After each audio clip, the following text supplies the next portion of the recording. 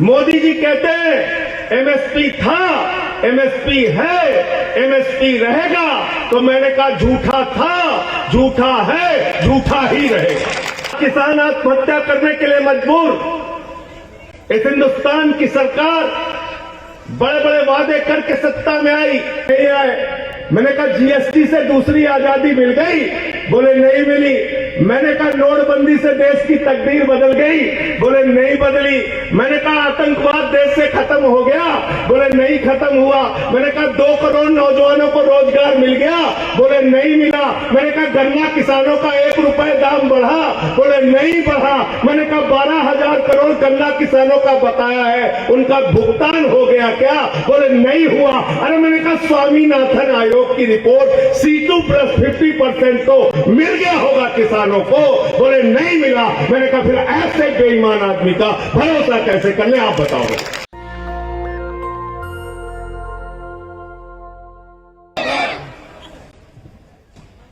दूसरी पार्टियों में नेताओं के नारे लगते हैं, ये आम आदमी पार्टी है जहां पे आम आदमी का नारा लगता है। मंच पे आसीन उत्तर प्रदेश के सहप्रभारी से प्रधानमंत्री बना दिया, और प्रधानमंत्री बनाने के बाद आपको दिल्ली में बड़ा सा घर दिया, हवाई जहाज घूमने के लिए दिया, विदेश की यात्राओं के लिए पैसा दिया, दिल्ली में बड़ा सा कार्यालय दिया, गाड़ियों का काफिला दिया, सुरक्षा के लिए अपने जवान दिए। और इसलिए दिए कि आप किसान की हिफाजत करो, माताओं बहनों की हिफाजत करो, हिंदुस्तान के नौजवानों की हिफाजत करो। लेकिन आप क्या कर रहे हैं? आप अट्ठास कर रहे हैं, आप मजाक उड़ा रहे हैं अन्नदाताओं के आंदोलन का। अन्नदाता 200 से ज्यादा इस देश के अन्नदाता शहीद हो चुके हैं, अपने प्राणों की आहुति दी है उन्होंने इस आंदोलन। उनको आतंकवादी कहा जा रहा है, उनको देशद्रोही कहा जा रहा है, उनको खालिस्तानी कहा जा रहा है, उनको पाकिस्तानी कहा जा रहा है। उन पर पानियों की बौछारें की जाती है, उन पर लाठियों की बौछार की जाती है, उन पे आंसू गैस के गोले छोड़े जाते हैं। और ठीक कहा अशोक कमांडो ने, जैसे अखनूर सेक्टर में कीलें गाड़ी जाती है दुश्मन देश की सेना के लिए, उसी तरीके से अन्नदाताओं के लिए कीलें गाड़ रहे हो। हम तुम्हारी सत्ता की ताबूत पे कीलें गाड़ेंगे। तुम गाड़ो कीले, आप उनको आतंकवादी कहते हैं। मैं एक दिन एक बुजुर्ग की बात सुन रहा था, मन बहुत भावुक हो गया। 90 साल के एक बुजुर्ग बीबीसी को इंटरव्यू दे रहे थे, ईलम सिंह जी। उन्होंने कहा 2 बेटे मेरे फौज में हैं, 4 किसान हैं, और मुझे अर्बन नक्सल कहा जा रहा है। मेरी उम्र 90 साल है, 56 दिन से आंदोलन में बैठा हूं। शर्म आती है ऐसी सरकार इस देश के अंदर चलती है। मैं कहना चाहता हूं, जानवर भी जिसका दिया हुआ खाते हैं, उसके प्रति वफादारी निभाते हैं मोदी जी। आप जिसका हुआ दिया हुआ खाते हो, उसको आतंकवादी कहते हो। आपकी हालत जानवरों से ज्यादा बदतर हो गई है। मैं इतना ही कहना चाहता हूं। गमों की आग को अश्कों पर उबाल कर देखो, गमों की आग को अश्कों पर उबाल कर देखो, बनेंगे रंग किसी पर भी डालकर देखो, और तुम्हारे दिल की चुभन भी जरूर कम होगी किसी के पांव का कांटा निकाल कर देखो। हिंदुस्तान जहां गरीब नौजवानों की फौज, जहां किसान आत्महत्या करने के लिए मजबूर, इस हिंदुस्तान की सरकार बड़े बड़े वादे करके सत्ता में आई। आज इन 3 काले कानूनों को वापस कराने के लिए 90 दिन से आंदोलन चल रहा है। 90 दिन से किसान एक ही बात कह रहे हैं, ये काला कानून वापस ले लो। सरकार कहती है इसमें काला क्या है। मोदी जी कहते हैं एमएसपी था, एमएसपी है, एमएसपी रहेगा। तो मैंने कहा झूठा था, झूठा है, झूठा ही रहेगा। सच तो बोलना ही नहीं इस इंसान को। देश के प्रधानमंत्री हैं, सुबह कुछ बोलते हैं, शाम को कुछ बोलते हैं, सुबह उठ के फिर कोई झूठ बोल देते हैं। आप कह रहे हैं एमएसपी था, एमएसपी है, एमएसपी रहेगा। मुझसे एक पत्रकार ने कहा, संजय जी, देश का प्रधानमंत्री कह रहा है एमएसपी रहेगा, आप भरोसा क्यों नहीं कर लेते? मैंने कहा चलो भरोसा कर लेते। 15 लाख आपके खाते में आ गए? बोले नहीं आए। मैंने कहा काला धन तो आ गया होगा? बोले नहीं आए। मैंने कहा जीएसटी से दूसरी आजादी मिल गई? बोले नहीं मिली। मैंने कहा नोटबंदी से देश की तकदीर बदल गई? बोले नहीं बदली। मैंने कहा आतंकवाद देश से खत्म हो गया? बोले नहीं खत्म हुआ। मैंने कहा 2 करोड़ नौजवानों को रोजगार मिल गया? बोले नहीं मिला। मैंने कहा गन्ना किसानों का 1 रुपए दाम बढ़ा? बोले नहीं बढ़ा। मैंने कहा 12,000 करोड़ गन्ना किसानों का बकाया है, उनका भुगतान हो गया क्या? बोले नहीं हुआ। अरे मैंने कहा स्वामीनाथन आयोग की रिपोर्ट C2 प्लस 50% तो मिल गया होगा किसानों को? बोले नहीं मिला। मैंने कहा फिर ऐसे बेईमान आदमी का भरोसा कैसे कर ले? आप बताओ, आप बताओ कैसे भरोसा कर ले? अगर आप कहते हो एमएसपी था, एमएसपी है, एमएसपी रहेगा, तो एक लाइन कानून में लिखने में क्या परेशानी है कि एमएसपी से कम पर हिंदुस्तान में कोई भी किसान का अनाज खरीदेगा तो उसके खिलाफ कार्रवाई होगी, उसको जेल भेजा जाएगा। ऐसा लिखने में आपको क्या प्रॉब्लम? इसका मतलब आप किसानों को उनका हक देना नहीं चाहते। इसका मतलब आपकी नीयत साफ नहीं है।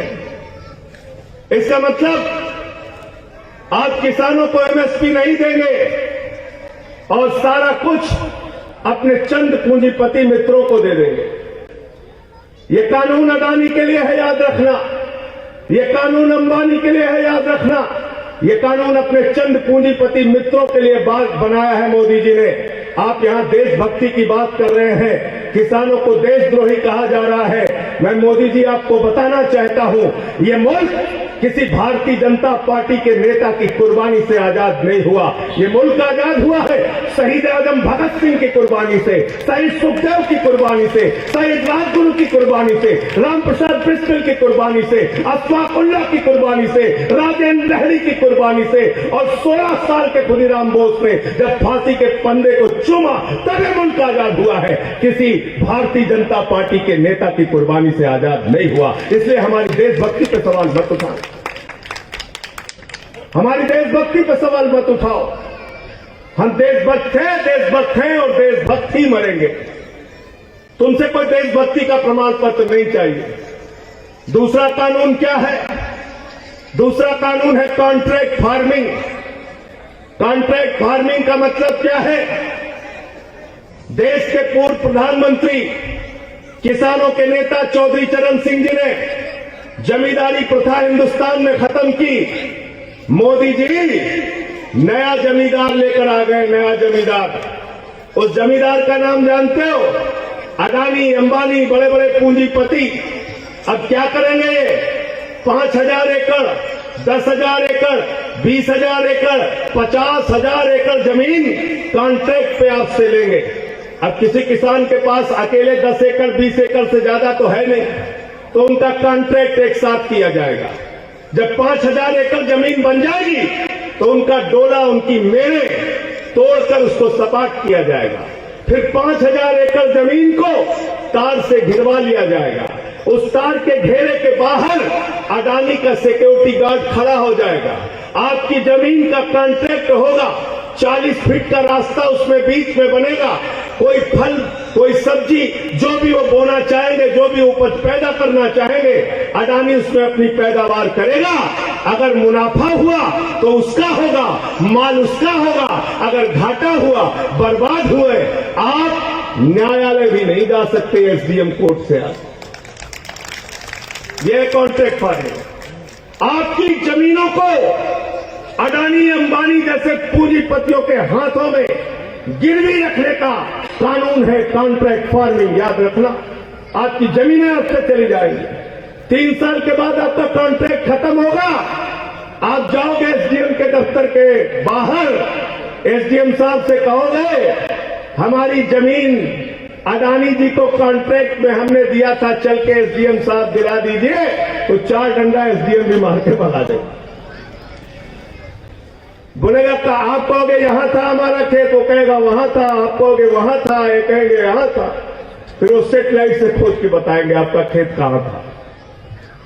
यह है कॉन्ट्रैक्ट फार्मिंग। और तीसरा कानून, अनलिमिटेड स्टोरेज, असीमित भंडारण की छूट। हमारे हिंदू धर्म में, मुस्लिम धर्म में, सिख धर्म में, ईसाई धर्म में कहा गया, सभी धर्मों में कहा गया, अगर समाज में लोग भूखे हैं तो अपने घर के अंदर अनाज की जमाखोरी मत करना।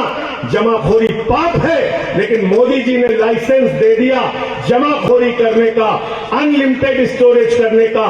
सस्ते में गेहूं खरीदा जाएगा, सस्ते में चावल खरीदा जाएगा, सस्ते में फल खरीदा जाएगा, किसान से सस्ते में सब्जियां खरीदी जाएंगी, उसको बड़े बड़े स्टोरेज में रखा जाएगा।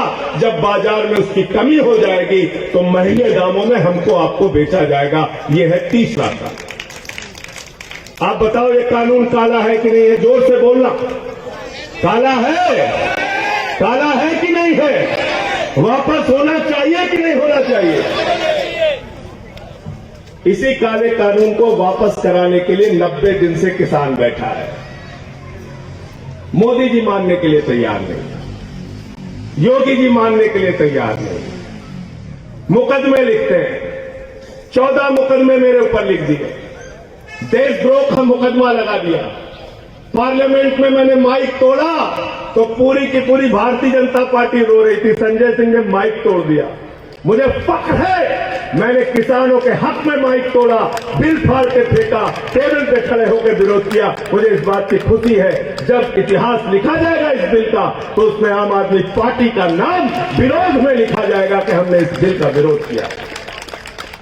हमने घुटने नहीं टेके सरकार के सामने। लिखो मुकदमे जितना लिखना है, भेजो जेल जितना भेजना है। और इसलिए साथियों और दोस्तों, मैं आपसे कहना चाहता हूं, कमर कस लो।